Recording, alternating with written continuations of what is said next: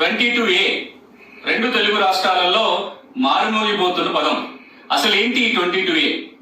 22A అనేది registration చట్టంలోని ఒక సెక్షన్ నంబరు. 2007లో రిజిస్ట్రేషన్ చట్టంలో కొత్తగా చేర్చబడిన సెక్షన్ ఇది.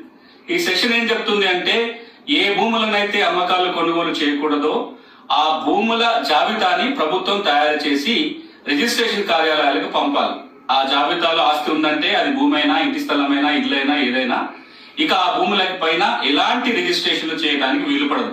అమ్మటం గాని, దానం ఇవ్వటం గాని, లేకపోతే ఇంకో రకంగా ఇతరులకు బదలాయింపు చేస్తే ఆ దస్తావేజుని రిజిస్ట్రేషన్ చేయడానికి ఈ చట్టం ఒప్పుకోదు.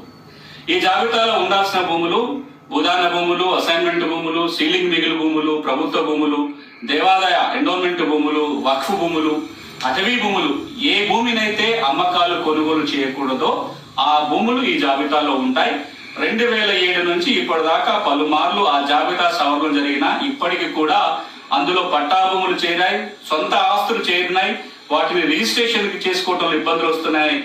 అవి ఈ మధ్య కాలంలో ఆంధ్రప్రదేశ్ లో కానీ, తెలంగాణలో కానీ పెద్ద ఎత్తున సమస్యగా మారింది.